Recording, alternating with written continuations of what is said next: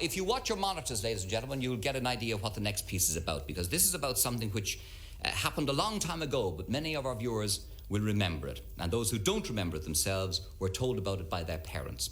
It's about the Cunard Liner Lusitania, 30,000 tons, one of the most luxurious passenger liners the world has ever seen.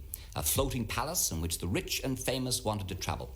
Nothing was too good for the passengers, who graced her decks and drank in her bars and danced the night away in her ballrooms and slept in the luxury of her staterooms. It was living at a high level, if you could afford it. And in those days, a lot of people in the world could afford it. May 1st, 1915, she sailed from New York in all her glory. It was to be her last voyage. She was to become the most coveted prize of the German war machine. Off the old head of Kinsale, the captain of the German U-boat could not believe his luck when he spied her. His torpedo sank her in 18 minutes. 1,200 people dead, 800 saved. The old town of Queenstown became a mortuary and the headquarters of a frantic search for the dead and survivors.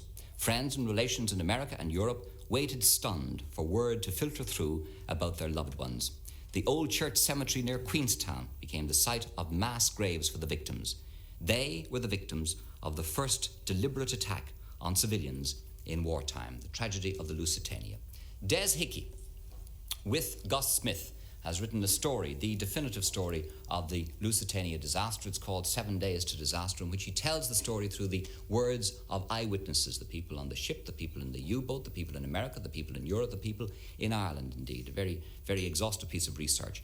And beside him is Avis Dolphin Foley, who has joined us from Swansea, and she was 12 years of age when she went on board in America to travel to Europe on the Lusitania, and she's one of the last remaining survivors of the Lusitania.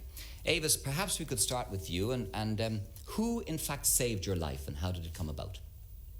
Professor Holborn put a life belt on me and then put me into a lifeboat. The lifeboat capsized before it was properly launched. And did you know this Professor Holborn? No, I didn't know him. I was feeling very homesick because I was travelling with a nurse from my mother's nursing home so that I could go to school in England. And I was lying about feeling very sorry for myself, and he noticed this and started to talk to me and took me out onto the deck in a deck chair and made me more comfortable, and then introduced me to some of the children. And then sometimes, I think he was fairly busy himself. He used to be in his cabin writing a lot, preparing lectures. And then on the morning that the Lusitania was torpedoed, we were having lunch, and he was sitting the opposite side of the dining saloon to myself, and he called to me and the nurse who was with me to stay there, and then he took us up to his cabin, which is on deck level, and put a life belt on me and offered one to the nurse, and she put it on.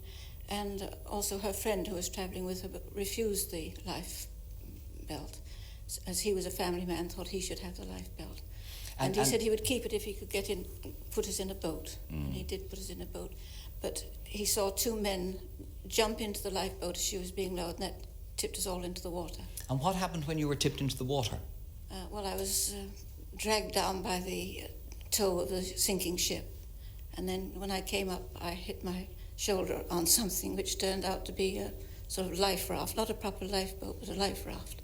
And the canvas was still over the top, and there were two men on it who had to cut the canvas free. And then they pull out the sides and get out the oars and started rowing. Then it was gradually picked up people. And later on, we were picked up by I suppose it was a fishing smack. Yes, a trawler out of Queenstown. And taken to Queenstown. Yes. Des, was she carrying ammunition? She was, but how much ammunition is a matter for dispute and contention. I mean, nobody will know really until somebody gets down there. There was this story about this double bang, which everybody keeps confirming. Yes, the double bang. Well, there was only one torpedo, and the amazing thing is that one torpedo should have sent the Lusitania to the bottom in 18 minutes. Do you mean that it shouldn't have done that much damage? It should not have done that much damage. But others say that perhaps this was the ammunition exploding, but there has been some historical research, technical research on this.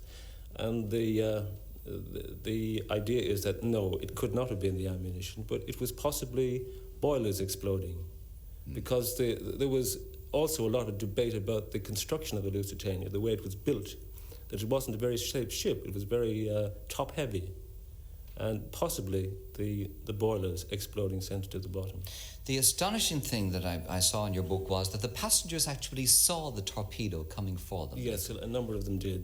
A number of them did, yeah. For quite some time, you know, they stood watching. Yes. Yeah. And was there any? It must be quite a fascinating experience to stand watching a torpedo coming towards the ship that you're on. What can you do?